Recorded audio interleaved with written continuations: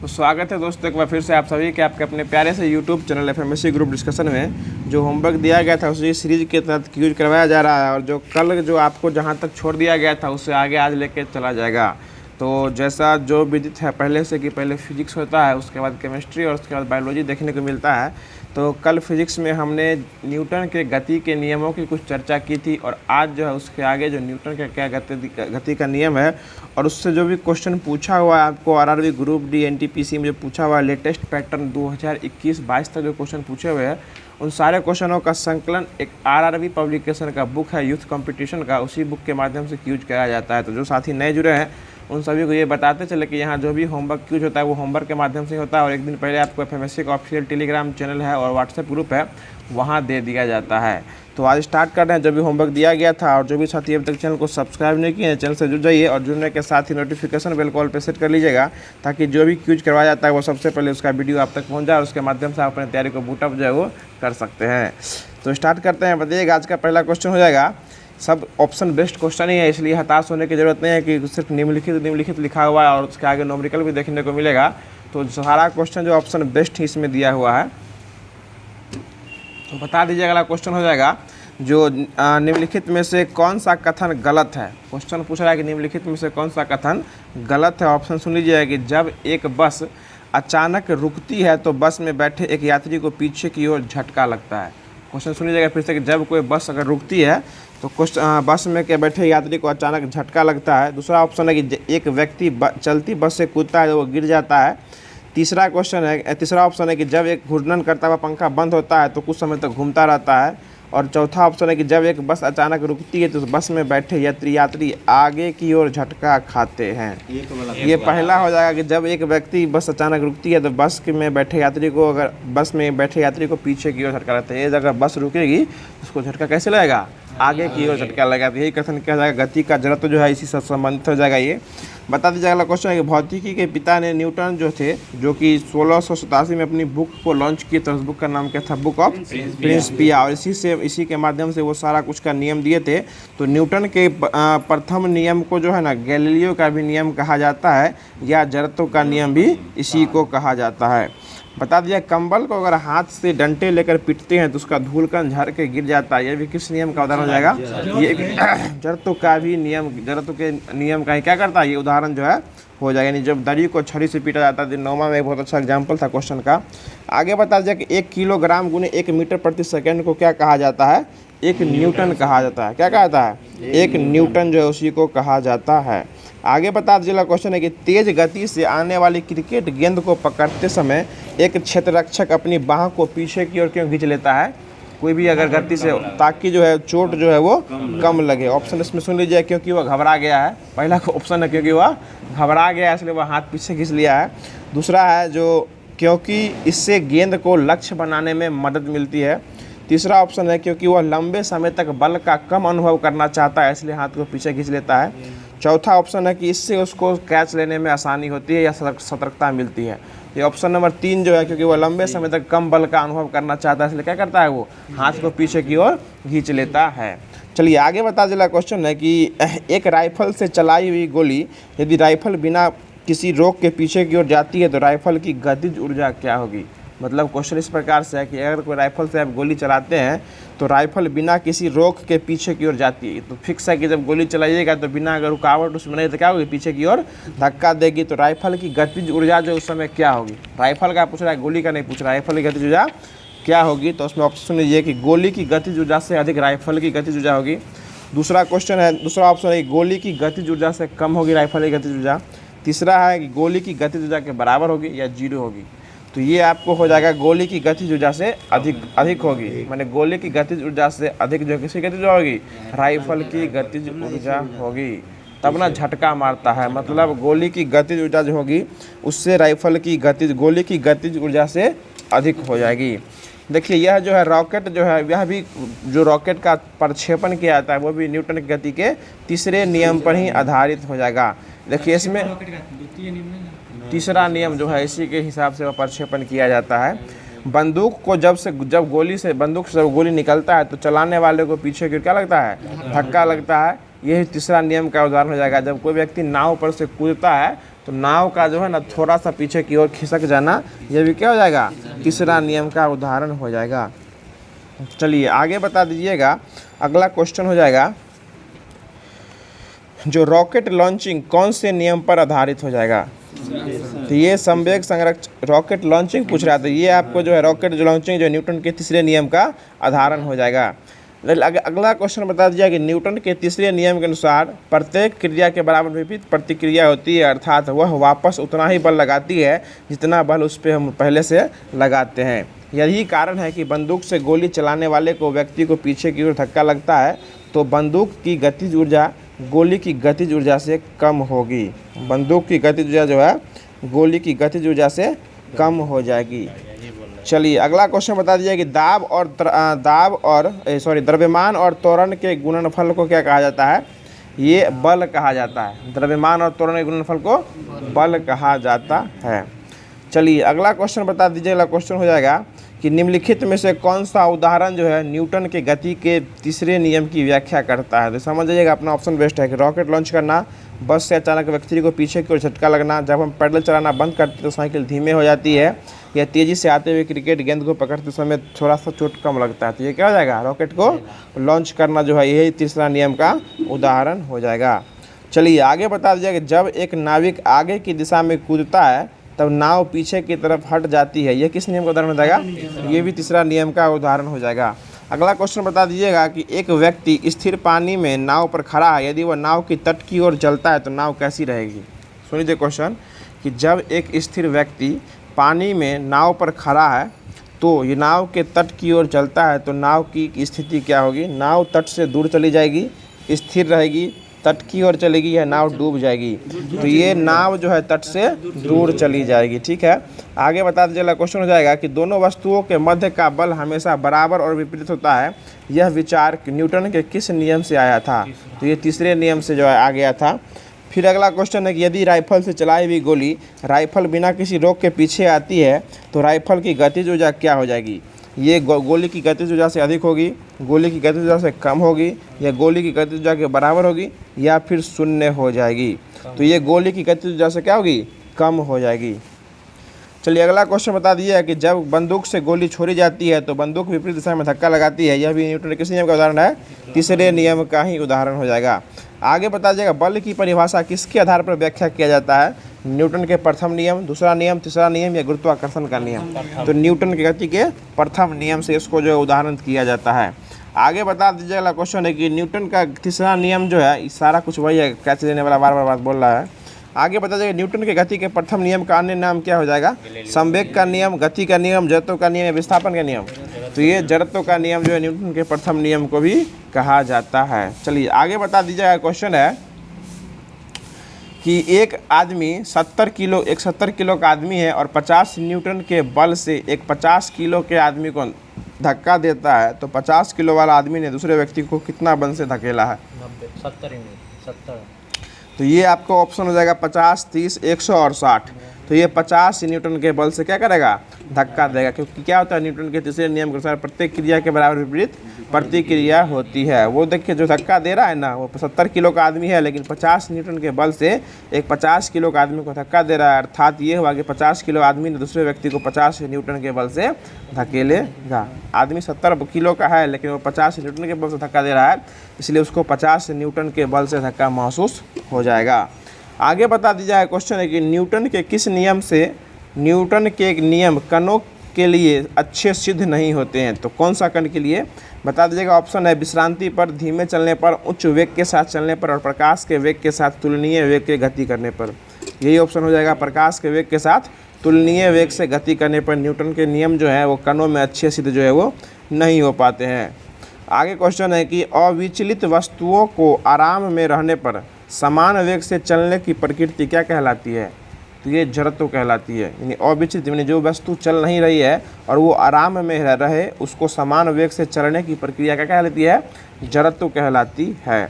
और जड़त्व जो है किसी वस्तु का वह गुण होता है जो उसकी गति में अवस्था में विराम रखने का प्रयास करता है, वही जड़त्व कहलाता है। यानी अगर आप गति में हैं तो आपको भी गति में रखेगा, अगर आप विराम में है तो आपको भी विराम में रखना चाहेगा। यही अवस्था जो क्या कहलाती है, जड़त्व की अवस्था कहलाती है। और जड़त्व के नियम का प्रतिपादन किसके द्वारा दिया गया था? गैलीलियो के द्वारा दिया गया था, इसलिए इसको गैलीलियो का भी नियम कहते हैं।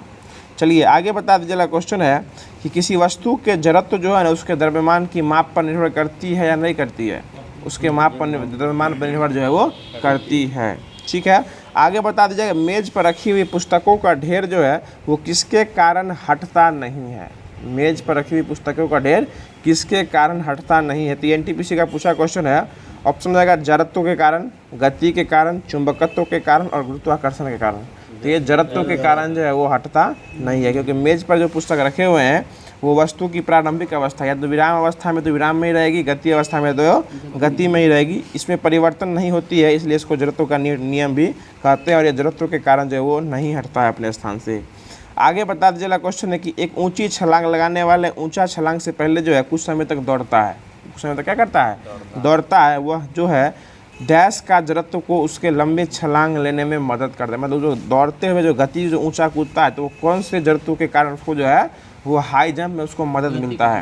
क्वेश्चन सुन लीजिए, ऑप्शन सुन लीजिए। दिशा का जड़त्व, आराम, आकार और गति का जड़त्व। तो ये हो जाएगा गति के जड़त्व के कारण जो है कोई ऊंचा कूद वाला व्यक्ति जो है दौड़ने से पहले क्या करता है?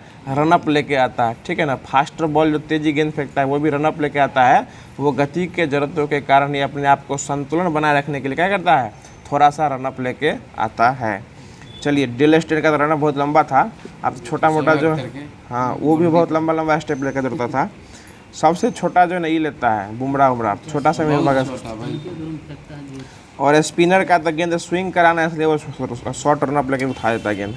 आगे बता दीजिए। क्वेश्चन है कि समापन रेखा को पार करने के बाद भी एक धावक को भागना जरूरी होता है। मतलब जैसे कोई रेखा दौड़ते हुए व्यक्ति आता है तो मान लीजिए फिनिशिंग लाइन यहाँ पर है तो वही ऐसा होता है कि दौड़ते आता है वहीं रुक जाता है। मतलब अपने आप को कंट्रोल करने के लिए जो है दोस्तों 200-300 मीटर सॉरी नहीं 10-20 मीटर जो है वो आगे तक जो है वो चला जाता है। ऐसा क्यों करता है? ऑप्शन सुन लीजिए कि उसके जूते ज़मीन के मध्य आकर्षण करती है और वह उसके कारण नहीं बढ़ पाता है। दूसरा ऑप्शन है कि गति की जड़त्व उससे आगे बढ़ा देती है। तीसरा ऑप्शन है कि स्थिति के जड़त्व उसके कुछ समय तक लेती है। जो गति स्थिर का जड़त्व है वह उसको कुछ समय तक आगे ले जाती है। चौथा ऑप्शन है कि वह सुनिश्चित करना चाहता है कि सही में वह रेखा पार कर लिया है कि नहीं कर लिया है। ये आपको जो है ऑप्शन दूसरा हो जाएगा कि गति का जड़त्व जो है उसको क्या करती है? कुछ समय तक आगे की ओर ले जाती है। यही कंडीशन ठीक आपको ट्रेन के साथ हो जाता है कि जिस दिशा में आप ट्रेन चल रहा है उसी दिशा में आप जब कूदते हैं तो आपको उसी दिशा में उसी के स्पीड से कुछ समय तक आपको चलना पड़ता है। अगर नहीं चलिएगा उसके विपरीत दिशा में चलिएगा तो मुँह भरे गिर जाइएगा। मतलब ये उसके गति के जड़त्व को आपको उसके बराबर रखने के लिए उस समय तक जो है उसके शुरुआत में आपको उसी के स्पीड के बराबर जो है दौड़ना पड़ता है। धीरे धीरे अपना स्पीड स्लो करके जो है आप रुक सकते हैं। तो वही बात होता है जब कोई धावक अपना फिनिशिंग लाइन पार कर लेता है तो फिनिशिंग लाइन के कुछ समय कुछ दूरी तक भी क्या करता है? वो अपने स्पीड को बराबर रखता है और उसके बाद धीरे धीरे अपने स्पीड को स्लो कर लेता है। ऐसा नहीं कि बस जहाँ पर फिनिशिंग लाइन है वहीं पर अचानक रुक जाता है, वो ऐसा नहीं हो जाएगा। चलिए आगे बता दीजिएगा। क्वेश्चन है कि जड़त्व को अंग्रेजी में क्या कहते हैं? इनर्शिया कहते हैं। क्या कहते हैं? इनर्शिया। और जड़त्व के नियम को लॉ ऑफ इनर्शिया कहा जाता है। तो जड़त्व का नियम यानी लॉ ऑफ इनर्शिया जो है किसके द्वारा प्रतिपादित किया गया था? ठीक है, ये आपको जो है सर आइजैक न्यूटन के द्वारा जो है ये प्रतिपादित किया गया था। देखिए पूछा हुआ क्वेश्चन है, उसे तो गैलीलियो के द्वारा दिया गया था। इसमें लिखा हुआ है इसके डिस्क्रिप्शन में कि जड़त्व किसी वस्तु का वह गुण है जिसके कारण वस्तु अपने गति अवस्था में या विराम अवस्था में परिवर्तन का विरोध करता है। और जड़त्व का नियम न्यूटन के द्वारा ही प्रतिपादित किया गया था। न्यूटन के प्रथम नियम को इसलिए जड़त्व का नियम कहा जाता है। देखिए इसमें हो सकता है कि जड़त्व का खोज जो है ना गैलीलियो के द्वारा किया होगा, लेकिन जड़त्व के प्रथम नियम का प्रतिपादन जो है इसमें न्यूटन दे रहा है। प्रतिपादित किया था, लेकिन इसमें यहाँ पे भी यहाँ एक स्टेप पहले भी इन्होंने दे रखा है कि जड़त्व के नियम का प्रतिपादन गैलीलियो ही ने किया था। ठीक है, प्रतिपादित लिखें चलिए देखिए इसको आगे बता दिया क्वेश्चन कि जब एक कार एक घुमावदार सड़क पर मुड़ती है तो उसमें बैठे यात्री स्वयं को विपरीत दिशा में एक बल महसूस करते हैं और वह बल कौन सा हो जाएगा? वो आपको किस के कारण बल हो जाएगा? तो वो जड़त्व के कारण ही बल लगता है। जैसे अगर आप किसी भी कार में बैठे हुए हैं और कार जिस दिशा में टर्न करती है उसके विपरीत दिशा में लोग क्या होते हैं? झुक जाते हैं। वो क्या हो जाएगा? वो क्या हो जाएगा? जड़त्व के कारण ही झुक जाते हैं। आगे बता दीजिए अगला क्वेश्चन हो जाएगा एक गिलास पर रखे कार्ड को उंगली से धक्का दिया जाता है, जिस पर सिक्का जो है वो गिलास में गिर जाता है। यह कथन किस नियम को व्याख्या करता है? तो ये भी जड़त्व के नियम का क्या करता है? व्याख्या करता है। जैसे गिलास में कोई कागज मतलब गत्ता रख के उस पर सिक्का रखिएगा और गत्ता पर मारिएगा तो गत्ता क्या रहता है? उसमें विराम से गति में आ जाता है, लेकिन जो गत्ता पर बैठा हुआ जो सिक्का है वो विराम में ही रहता है, इसलिए वह वहीं पर गिर जाता है और गत्ता के कागज जो है वो आगे की ओर सरक जाता है। चलिए आगे बता दीजिए क्वेश्चन है। अब आता है कि बल और बल समीकरण में F बराबर होता है। यानी अब जो है बल के बारे में चर्चा हो रही है। तो न्यूटन का गति का नियम जो भी था उसको पूरे तरीके से समाप्त कर दिया गया है और अब जो है आपको बल जो है स्टार्ट किया जा रहा है, जो टॉपिक 6 हो जाएगा इस बुक के माध्यम से। तो बल समीकरण में F बराबर होता है। F बराबर किसके बराबर होता है? ma के बराबर हो जाता है। ठीक है, बता दीजिए क्वेश्चन है कि न्यूमेरिकल है इसमें कि यदि 10 न्यूटन और 5 न्यूटन के दो बल एक वस्तु पर एक ही दिशा में लगाए जाते हैं तो वस्तु पर कुल कितना न्यूटन का काम हो जाएगा? तो ये 15 न्यूटन का क्या हो जाएगा? काम जो है हो जाएगा। चलिए अब स्टार्ट किया जा रहा है जो कि केमिस्ट्री स्टार्ट किया जा रहा है, फिजिक्स ख़त्म हो गया। अब इसके बाद जो कल जो है केमिस्ट्री में जहाँ तक करा दिया गया था मिश्रण को अलग करने की कुछ महत्वपूर्ण विधियाँ हैं, उसके आगे स्टार्ट किया जा रहा है। और आज जो है पदार्थ के अवस्थाओं में परिवर्तन टॉपिक भी दिया गया था होमवर्क के माध्यम से, उसी के द्वारा यहाँ डिस्कशन कराया जाएगा अभी। तो बता दीजिएगा, कल हमने बताया था उर्ध्वपातन की विधियाँ बताई थी। तो बताइएगा अगला क्वेश्चन है कि अमोनियम क्लोराइड जो है यानी अमोनियम क्लोराइड NH4Cl जो है ये उर्ध्वपातित हो सकता है या नहीं हो सकता है? ये अमोनियम क्लोराइड क्या हो सकता है? उर्ध्वपातित हो सकता है। बता दीजिए क्वेश्चन है कि पानी से हाइड्रोजन को अलग करने की प्रक्रिया को क्या कहा जाता है? ये विद्युत अपघटन कहा जाता है। पानी से हाइड्रोजन को अलग करने की प्रक्रिया क्या कहलाती है? विद्युत अपघटन की प्रक्रिया कहलाती है। इसी को अंग्रेजी में इलेक्ट्रोलाइसिस भी कहा जाता है। चलिए आगे बता दीजिएगा कि निम्नलिखित में से कौन सा एक उर्ध्वपातक पदार्थ नहीं है? ऑप्शन हो जाएगा सोडियम सल्फेट, कपूर, नेप्थलीन और अमोनियम क्लोराइड। तो ये सोडियम सल्फेट यानी अमोनियम क्लोराइड हो ही गया, कपूर नेप्थलीन होता है, तो कौन बच गया? Sodium sulphate. ये उर्ध्वपातित पदार्थ जो है वो नहीं हो जाएगा।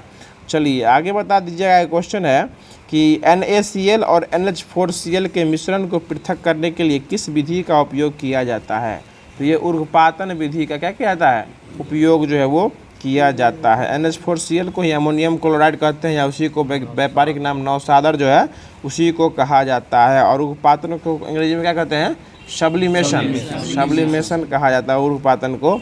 आगे बता दीजिए अगला क्वेश्चन है कि समुद्र के पानी के अवलवनीकरण का इस्तेमाल जो है उसमें किस तकनीक का उपयोग किया जाता है? कल भी बताए थे ये आसवन विधि द्वारा समुद्र के पानी का अवलवनीकरण जो है वो पेट्रोल डीजल का शुद्ध करने के लिए प्रभावी आसवन किया था। और समुद्र के पानी से आपको जो है ना अवलवनीकरण करना जो है ये आसवन विधि के द्वारा किया जाता है। चलिए आगे बता दीजिएगा, और एक और बताए थे कल जो पिंकल जल था, पिंकल जल को अलग करने की प्रक्रिया क्या थी? वो निस्यंदन के द्वारा किया जाता है। ताकि निस्यंदन में क्या होता है, जो भी कचरा वाला पानी होता है ना, गाद वाला, वो नीचे बैठ जाता है और शुद्ध पानी ऊपर आता है। फिर उसको शुद्ध पानी को अलग कर लीजिए और गाद को फेंक दीजिए, तो वही प्रक्रिया होती है, निस्यंदन के द्वारा इसको अलग किया जाता है। बता दीजिए क्वेश्चन है कि डैश की सतह डैश एक सतह पर होने वाली घटना है। ऑप्शन सुन लीजिए, दाब स्वेद, क्वथन, उत्सादन और वाष्पीकरण। तो वाष्पीकरण जो घटना होती है वो कैसी होती है? वो सतह पर होने वाली घटना होती है, यानी सतह के भीतर नहीं होती। वो कैसी घटना होती है? सतह पर होने वाली घटना होती है। बताइएगा हमारे शरीर से जब पसीना सूखता है तो हमें ठंडक महसूस होती है। जैसे पसीना से आप भीग के आइएगा कहीं से और पंखा के नीचे बैठिएगा तो आपको ठंडक महसूस होती है ना, ये किस क्रिया के कारण होती है? तो ये वाष्पीकरण प्रक्रिया के कारण ही क्या होती है? शरीर से पसीना जब सूखता है तो हमारे शरीर को ठंडक महसूस होता है। चलिए आगे बता दीजिएगा, अगला क्वेश्चन है कि वाष्पीकरण के कारण ही जो है ना पानी, घड़ा का पानी क्या होता है? ठंडा हो जाता है, क्योंकि उसमें छोटा छोटा घरों में छिद्र होता है, इसलिए गर्मियों के महीने में सुराही का पानी लोग ज़्यादा यूज किया करता है। चलिए आगे बता दीजिएगा, तरल अवस्था में गैसीय अवस्था के रूपांतरण को क्या कहा जाता है? तरल से गैस में चला जाएगा तो क्या हो जाएगा? ये वाष्पीकरण हो जाएगा। और ठोस से सीधे गैस में चला जाएगा तो ये ऊर्ध्वपातन हो जाएगा। और वही आपको गैस से सीधे ठोस में आ जाएगा तो ये उदर्घ ऊर्ध्वपातन, जिसको विपरीत विस्थापन क्या कहते हैं? विपरीत ऊर्ध्वपातन भी कहा जाता है। चलिए अगला क्वेश्चन बता दीजिएगा कि वाष्पीकरण को अंग्रेजी में क्या कहते हैं? इवोपैरेशन। इवोपैरेशन वो संघनन कहते हैं। ये वाष्पीकरण को अंग्रेजी में क्या कहते हैं? इवोपैरेशन कहा जाता है। चलिए आगे बता दीजिएगा कि वाष्पीकरण के कारण ही जो है ना वो बादलों में क्या लगती है? बारिश आती है। और उसी के कारण वर्षा जो होता है वो वाष्पीकरण की प्रक्रिया के कारण ही मेघ का निर्माण होता है। यानी बादलों का निर्माण किस प्रक्रिया के द्वारा होता है? वाष्पीकरण की प्रक्रिया के कारण ही होता है। चलिए आगे बता दीजिए, अगला क्वेश्चन है कि मध्यवर्ती तरल अवस्था से गुजरे बिना एक पदार्थ जो है ठोस अवस्था से गैस अवस्था में सीधे परिवर्तित हो जाता है। यानी बीच वाला अवस्था को छोड़ के ठोस से सीधे गैस में चला जाता है, वो अवस्था क्या कहलाती है? ये ऊर्ध्वपातन कहलाती है। बहुत अच्छा जवाब। आगे बता दीजिए, अगला क्वेश्चन है, ऊर्ध्वपातन विधि द्वारा जो है आपको अलग किया जाता है? Kapoor, naphthalene, ammonium chloride, anthracene आदि को अलग किया जाता है।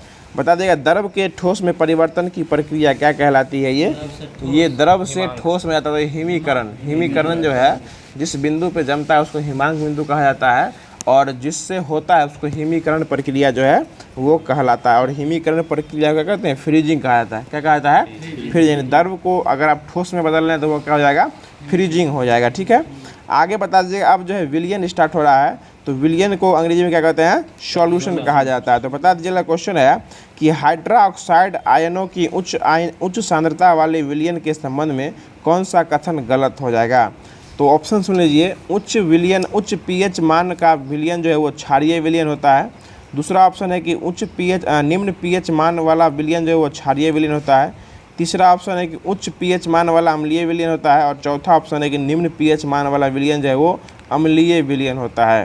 तो इसका सही जवाब जो है 1 नंबर ऑप्शन हो जाएगा, उच्च पीएच मान वाला जो है ना वो क्षारीय विलयन जो है हो जाएगा। इसमें इसका थ्योरी हो जाएगा कि हाइड्रोक्साइड आयन जो होता है इसके उच्च सांद्रता वाले विलयन के संबंध में सत्य यही हो जाएगा कि इसका पीएच मान जो है वो कैसा विलयन हो जाएगा?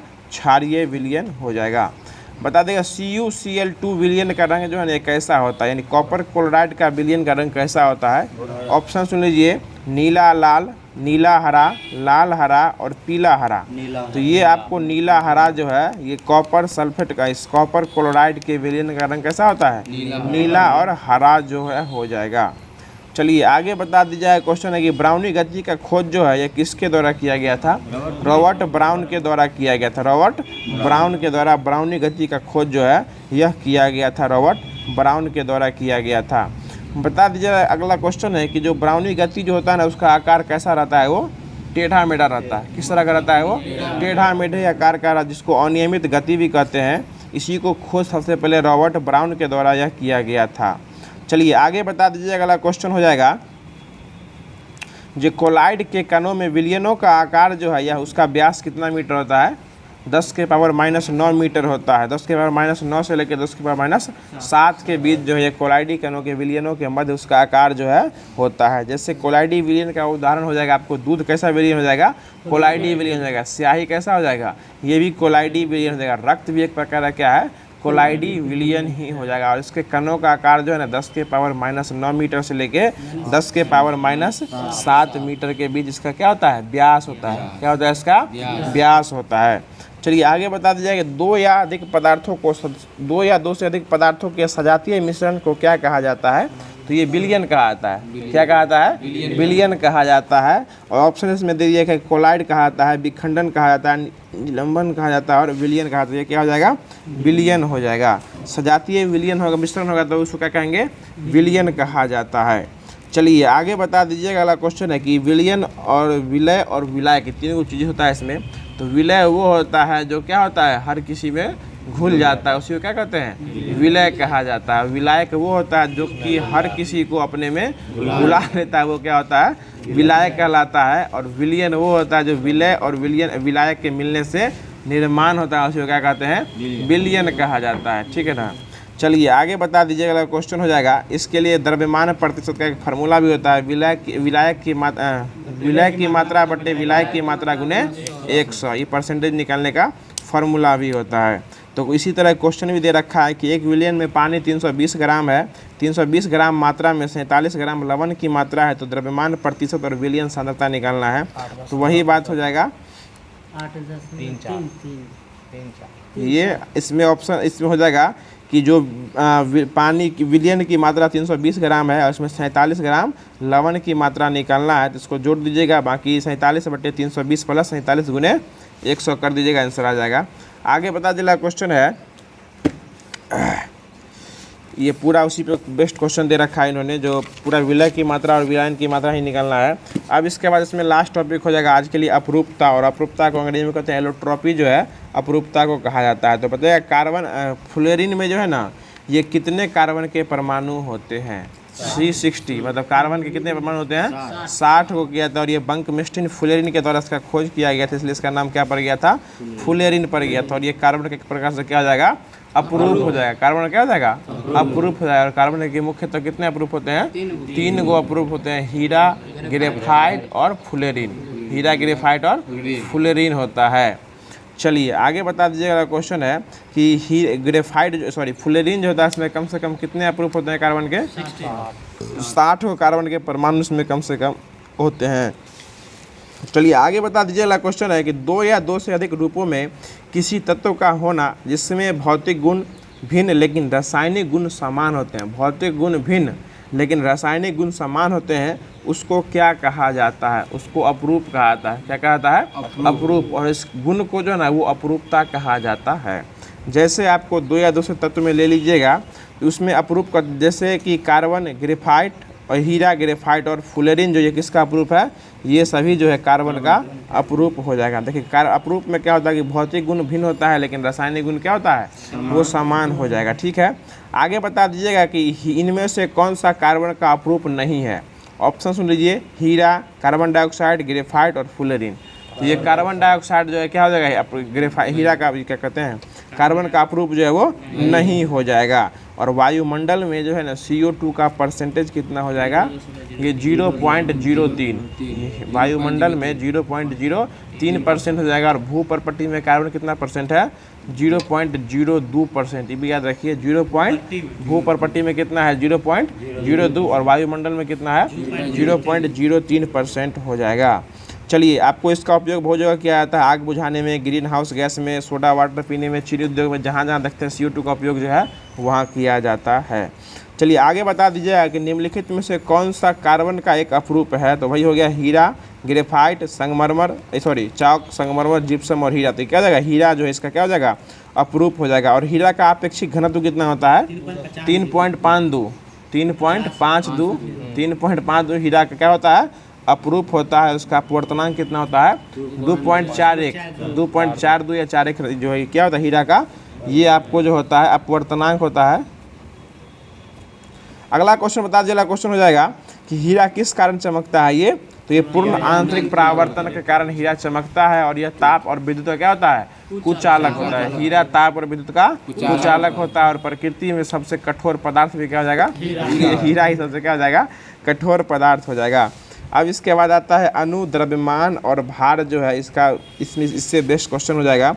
तो बता दीजिएगा पानी के 5 अणु का द्रव्यमान कितना भार हो जाएगा? पानी के 5 अणु का द्रव्यमान जो है यह क्या हो जाएगा?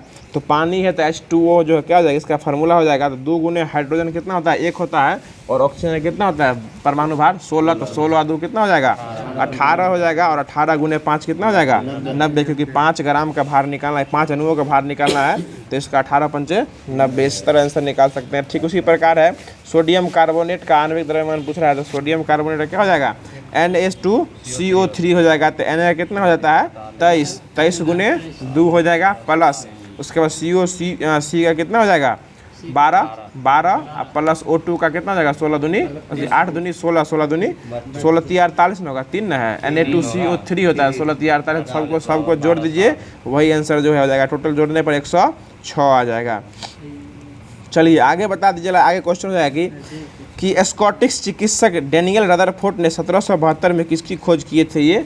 तो ये नाइट्रोजन की खोज किए थे। मतलब नाइट्रोजन की खोज जो है वो स्कॉट के चिकित्सक थे, स्कॉटलैंड के, जिनका नाम था डेनियल रदरफोर्ड, जो कि 1772 ईस्वी में किसका खोज किए थे ये नाइट्रोजन का खोज किए थे। किसका खोज किए थे? नाइट्रोजन का। और नाइट्रोजन जो है ना वो किस प्रकार का बॉन्ड बनाता है? यह आपको त्रिसहसंयोजी आबंध जो है वो कौन बनाता है? नाइट्रोजन बनाता है। कार्बन ही सिर्फ जो है आपको आयनिक बॉन्ड बनाता है, बाकी अधिकांश तत्व जो है ना वो कैसा बंध बनाता है? यह सहसंयोजी आबंध बना। दो बात की बात है, लेकिन आबंध जो है बनाएगा वो सहसंयोजी बंध ही बनाता है। चलिए आगे बता दीजिएगा, क्वेश्चन हो जाएगा जो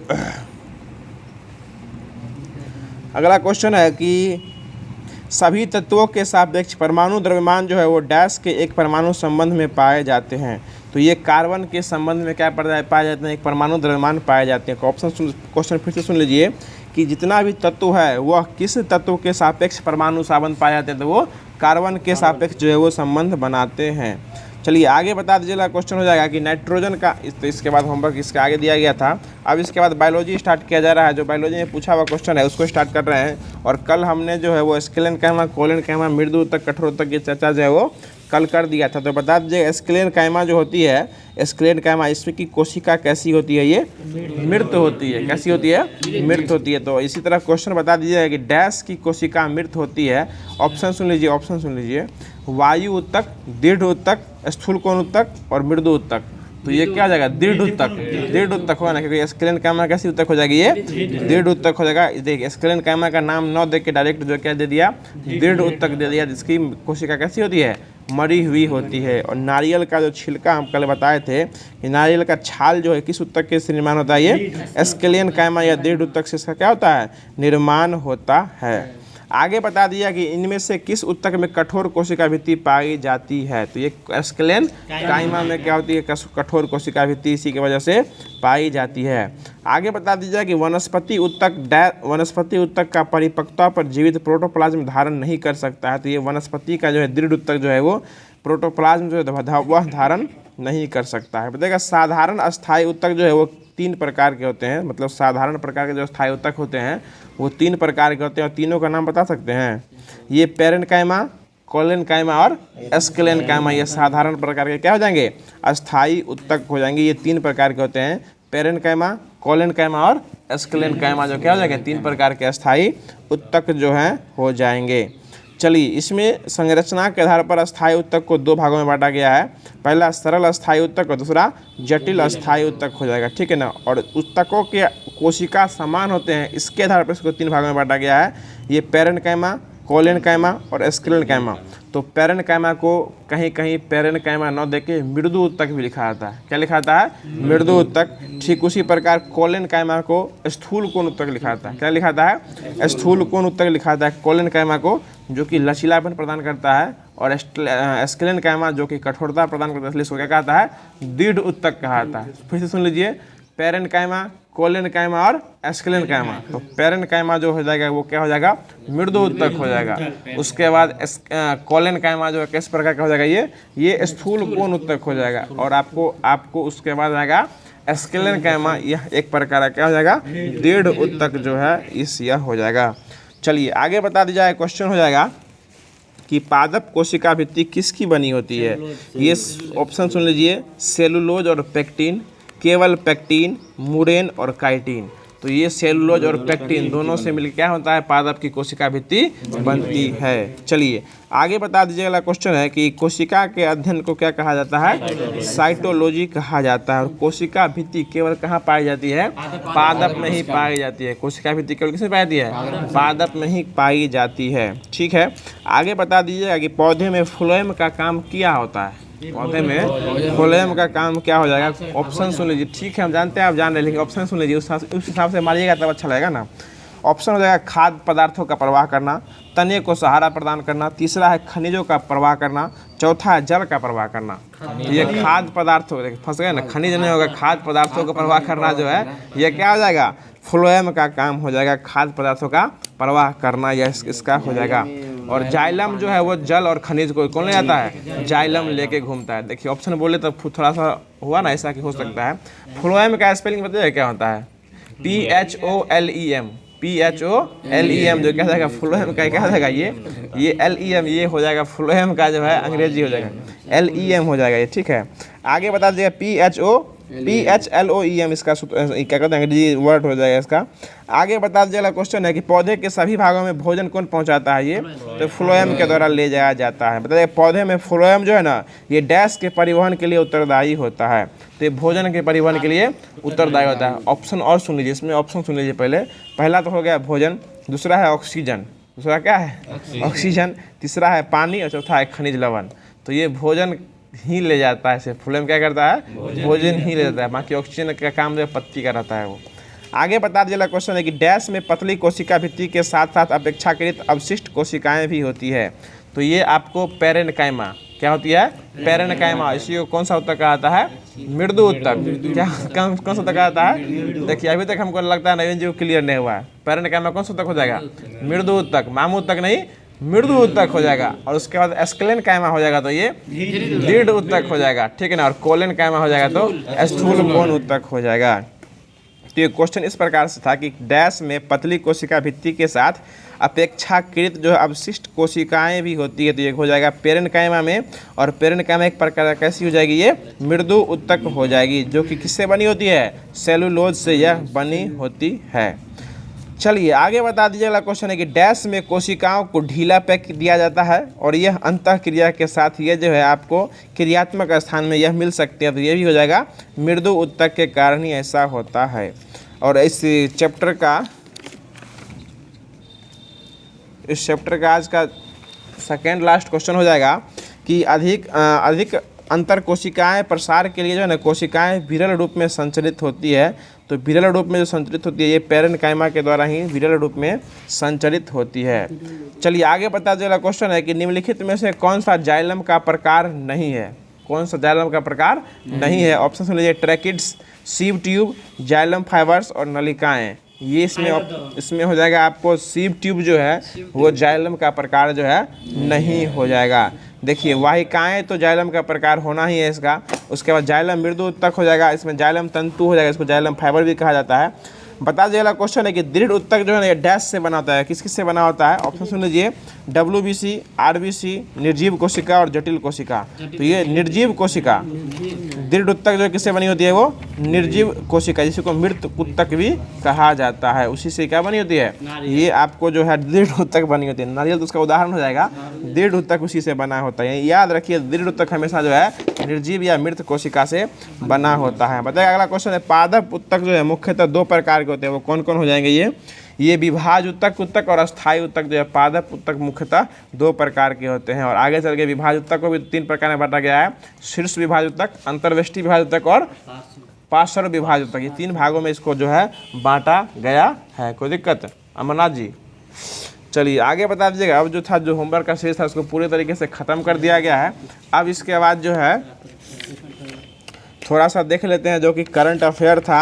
करंट अफेयर जो है इसमें देख लेते हैं, कुछ खेल रत्न पुरस्कार है और उसका कुछ पदक और सम्मान है, इसको देख के इसके बाद क्लास को द एंड यहीं पे कर दिया जाएगा। तो बता दीजिएगा मेजर ध्यानचंद खेल रत्न पुरस्कार जो है ये 2023 में दिया गया और ये कितने व्यक्ति को दिया गया है, दो व्यक्ति को दिया गया है, सात्विक सायराज और चिराग शेट्टी को दिया गया है। तो सात्विक सायराज और चिराग शेट्टी दोनों को किस क्षेत्र में दिया गया है, बैडमिंटन खेलने के लिए दिया गया है, ठीक है। अर्जुन पुरस्कार कितने व्यक्ति को दिया गया है, 26 व्यक्ति को दिया। कितने व्यक्ति को दिया गया, 26 व्यक्तियों को दिया गया है। चलिए आगे बता दीजिएगा द्रोणाचार्य लाइफ टाइम अवार्ड ये कितने व्यक्ति को दिया गया है, 2010 में 3 व्यक्ति को दिया गया। द्रोणाचार्य वाला जो है ये 3 व्यक्ति को दिया गया है और ध्यानचंद लाइफ टाइम अवार्ड ये भी जो है 3 व्यक्ति को दिया गया है। ये आपको नियमित श्रेणी वाला जो होगा द्रोणाचार्य वो 5 व्यक्ति को दिया गया है। चलिए आगे बता दीजिएगा क्वेश्चन है कि पुरस्कार में कितना कितना राशि मिलता है वो बता दीजिएगा। तो मेजर ध्यानचंद खेल रत्न पुरस्कार में कितना रुपया मिलता है, ये 25 लाख मिलता है। और अर्जुन अवार्ड में क्या लाख रुपया मिलता है, 15 लाख। क्या लाख, 15 लाख क्या मिलता है, ये अर्जुन पुरस्कार में मिलता है। और बता दीजिएगा द्रोणाचार्य लाइफ टाइम में कितना मिलता है ये? इसमें भी 15 लाख, लाइफ टाइम में 15 लाख और नियमित श्रेणी में 10 लाख मिलता है। और ध्यानचंद में कितना मिलता है? ये भी 10 लाख मिलता है। द्रोणाचार्य पुरस्कार किसको मिलता है? ये खेल के प्रशिक्षक को, खेल के जो कोच होते हैं उसको क्या मिलता है? द्रोणाचार्य पुरस्कार जो है वो दिया जाता है। चलिए, अभी तो ऋतु कर इधर शायद बनी है ना, मिस यूनिवर्स बनी है 2024 का, जो कि कहाँ की रहने वाली है? ये शायद हरियाणा की रहने वाली है। मिस यूनिवर्स बनी है 2024 की बनी है। हैं? कल ही तो बनी है, ऋतु कैसे कुछ करके बनी है। हाँ, रिया सिंधा जो है वही बनी है। चलिए आगे बता दीजिए। क्वेश्चन है कि मिस यूएसए जो है, मिस यूएसए 2010 में यह कौन बनी थी? ये आपको जो है सवाना गैकविच जो है यह बनी है। इसको यह क्वेश्चन पूछा गया था कि मिस वर्ल्ड 2024 कौन बनी है? ये आपको क्रिस्टोना पिस्कजोवा जो है यह बनी है, पिस्कोवा जो है वो बनी है। ठीक है, आगे बता दीजिए। क्वेश्चन है कि मिस यूनिवर्स 2027 में 72वें क्रम में कौन बनी थी? ये सेनिस प्लासनियोस 2023 में बनी थी। अब कौन बनी गई है? ये रिया सिंधा जो 2024 में मिस यूनिवर्स बन गई है। रिया सिंधा जो है यह मिस यूनिवर्स बन गई है। चलिए आगे बता दीजिएगा। नोबेल पुरस्कार में बताइए कैटलिन कोरिको और डू विस्मैन को जो किस क्षेत्र में नोबेल प्राइज दिया गया था? चिकित्सा के क्षेत्र में दिया गया था। ठीक है, पियरे अगस्टोनी और फ्रैंक कॉरेज और एनी एल्हुयर इसको किस क्षेत्र में दिया गया था? फिजिक्स के क्षेत्र में दिया गया था। याद रखना, ट्रिक क्या था? पियर की फराक वाली। ठीक है, आगे बता दिएगा। मोविजी विवांडी, लुइस ई ब्रस और एलेक्सी एकमोव इसको किस क्षेत्र में दिया गया था? केमिस्ट्री के क्षेत्र में दिया गया था। और शांति के क्षेत्र में किसको दिया गया था? नरगिसी मोहम्मदी। नरगिसी को ईरान में शांति चाहिए। ठीक है, आगे बता देगा। क्लाउडिया गोल्डिन जिसको अर्थशास्त्र के क्षेत्र में दिया गया था। और ये क्लाउडिया गोल्डिन कहाँ की रहने वाली है? अमेरिका की रहने वाली। कहाँ की रहने वाली है? अमेरिका की रहने वाली है। आगे बता दीजिएगा कि जॉन अल्वा फंसे को किस क्षेत्र में दिया गया था? साहित्य के क्षेत्र में। साहित्य में न फंस मेरी जान, साहित्य में न फंस मेरी जान इसको दिया गया था। साहित्य के क्षेत्र में 2023 में दिया गया था। चलिए आगे बता दीजिएगा। क्वेश्चन है कि साहित्य अकादमी पुरस्कार जो 2023 में दिया गया था, इसमें अंग्रेजी के क्षेत्र में किसको दिया गया था? ये नीलम जी को दिया गया था। अंग्रेजी में किसको दिया गया था? नीलम जी को दिया गया था। जानकी नहीं है इसमें। हिंदी के क्षेत्र में किसको दिया गया था? ये संजीव जी को हिंदी के क्षेत्र में दिया गया था। और मैथिली के क्षेत्र में बासुकीनाथ झा, मैथिली के क्षेत्र में बासुकीनाथ झा। और संजीव जी को दिया गया था किस उपन्यास के लिए? मुझे पहचानो के लिए दिया गया था। और नीलम शरण गौर को जो दिया गया था उनको दिया गया था इन रागी जानकी के लिए दिया गया था नीलम जी को। उनका उपन्यास का नाम था इन रागा जानकी। चलिए आगे बता दीजिए। अगला क्वेश्चन है कि 69वें क्रम का राष्ट्रीय फिल्म पुरस्कार हुआ था, इसमें फिल्म पुरस्कार में सबसे अच्छा फिल्म का नाम क्या हो जाएगा? द रॉकेटरी जो हो जाएगा वो सबसे अच्छा फिल्म जो है यह द रॉकेटरी हो जाएगा। ये 69वें क्रम का राष्ट्रीय फिल्म पुरस्कार है। और वो जो 12th फिल्म फेयर पुरस्कार है, फेयर लग जाएगा तो 12th फेयर हो जाएगा। सिर्फ फिल्म है, दोनों 69वें क्रम का है। ठीक है ना, तो 69वें क्रम का राष्ट्रीय फिल्म पुरस्कार जो है वो 12th फेल, सॉरी ये फिल्म द रॉकेटरी हो जाएगा। और फिल्म फेयर हो जाएगा तो क्या हो जाएगा? 12th फेल को दिया गया था। चलिए आगे बता दीजिए। अगला क्वेश्चन हो जाएगा कि इसमें मतलब 69वें क्रम का राष्ट्रीय फिल्म पुरस्कार में सबसे अच्छा अभिनेता का अवार्ड किसे दिया गया था? अल्लू अर्जुन, जो कि पुष्पा फिल्म के लिए दिया गया था इनको। चलिए आगे बता दीजिएगा। क्वेश्चन है कि 96वें क्रम का जो ऑस्कर है, 96वें क्रम का 96 क्रम का ऑस्कर जो है जो कि 2024 में दिया गया है, यह किसको दिया गया है? ओपेनहाइमर को दिया गया। और इसमें पूछा हुआ क्वेश्चन था कि सबसे अच्छा निर्देशक, शिक्षक भर्ती में पूछ रहा था क्वेश्चन ही कि क्रिस्टोफर नोलन को दिया गया था। और सबसे अच्छा अभिनेता जो कौन जाएगा? वो सिलियन मर्फी। यही क्वेश्चन पूछा था विनोद जी, यही क्वेश्चन पूछा था कि सबसे अच्छा अभिनेता कौन हो जाएगा? तो सिलियन मर्फी को दिया गया था। सबसे अच्छा अभिनेता में सिलियन मर्फी को दिया गया था। आगे बता दीजिएगा। क्वेश्चन है अब आते हैं पद्म पुरस्कार 2024 में। तो पद्म पुरस्कार जो है वह 2024 में कितने व्यक्तियों को दिया गया है? 132 व्यक्ति को दिया गया है, जो कि 25 जनवरी को पद्म पुरस्कार जाने की घोषणा जो है वो कर दिया गया था। इसमें पद्म भूषण कितने व्यक्ति को दिया गया है? 5 व्यक्ति को पद्म भूषण 5, उसके बाद 17, उसके बाद 110, 5, 17, 110, वही ना बोल रहे हैं, 5, 17, 110। तो पद्म विभूषण, पद्म भूषण, उसके बाद पद्म श्री, पद्म विभूषण, पद्म भूषण, उसके बाद पद्म श्री दिया गया। 5, 17, 110, 5, 17, 110 व्यक्ति को दिया गया। और इस बार जो है टोक्यो बोल रहे हैं, पेरिस पैरा ओलंपिक में जो है बिहार से एकमात्र खिलाड़ी थे जो शरद कुमार जो कि हाई जंप में थे। उनको जो है उनको मेडल लेके आए, ये भी याद रखिएगा, बिहार से हो जाएंगे वो। तो ठीक इसी प्रकार जो है पद्म विभूषण जो था वो दिया गया था 5 व्यक्ति को। उसमें बिहार से कौन थे? एक ही थे, बिंदेश्वरी पाठक, जिनको मरणोपरांत जो है क्या दिया गया? सुलभ शौचालय सामाजिक कार्य के क्षेत्र में उनको जो है पद्म विभूषण का पुरस्कार दिया गया था। पद्म भूषण में जो है ये कितने बिहारी हो जाएंगे? इसमें भी एगो बिहारी हो जाएंगे जो कि चंद्रेश्वर प्रसाद ठाकुर, जो कि मेडिसिन के क्षेत्र में इनको जो है दिया गया था। और बाकी 7 गो था, 2 गो ऊपर हो गया, बाकी 5 गो नीचे हो जाएंगे, जिसमें आपको अशोक कुमार इसका कहते हैं, हाँ, अशोक कुमार विश्वास, सुरेंद्र किशोर, शांति देवी पासवान, शिवन पासवान, और उसके बाद आपको एगो राम कुमार मलिक हो जाएंगे। तो इन सभी को जो है आपको कला के क्षेत्र में जो है पद्म श्री का अवार्ड दिया गया था। तो इसके बाद की चर्चा आगे क्लास में दिया जाएगा। तो जो होमवर्क दिया गया था उसको संपूर्ण रूप से हमारे द्वारा कंप्लीट करा दिया गया। और कुछ साथी व्हाट्सएप पे भी मैसेज किए थे कि होमवर्क कहाँ दिया जाता है। होमवर्क के लिए सीधे आप जो ये टेलीग्राम चैनल है, आपको RRB NTPC करके ऑफिशियल चैनल बनाया हुआ है, FMSC करके वो बनाया गया होगा, वहाँ आप नहीं मिलता तो आप ग्रुप के डिस्क्रिप्शन में जाइए, वहाँ से आप जुड़ सकते हैं। और वहाँ अगर आपको नहीं मिलता तो वहाँ आप डायरेक्ट टेलीग्राम पे मैसेज कर सकते हैं, आपको होमवर्क वहीं दिया जाता है। अन्यत्र कोई अभी ऐसा जंक्शन नहीं है जहाँ पर आपको होमवर्क देखने को मिल रहा होगा। तो उम्मीद करते हैं क्लास काफ़ी अच्छा लगा होगा। अगर क्लास अच्छा लगा हो तो क्लास को लाइक कर दीजिएगा, वीडियो को अन्यत्र सारे दोस्तों में शेयर कर दीजिएगा, क्योंकि एक निश्चित सिलसिलेवार ढंग से जो आपको प्लेलिस्ट के माध्यम से इस क्लास को देखने को मिल रहा होगा, ऐसा उम्मीद करते हैं अन्यत्र कहीं आपको देखने का प्रयास न हो। तो फिर मिलते हैं इसके अगले सीरीज में, इसके अगले वीडियो के साथ। तब तक के लिए खुश रहिए, मुस्कुराते रहिए, और जो भी होमवर्क दिया था उसको पढ़ के आइए, और आगामी भर्ती की तैयारी यूँ ही दबा के करते रहिए हमारे चैनल की तरह। धन्यवाद। जय हिंद, जय भारत।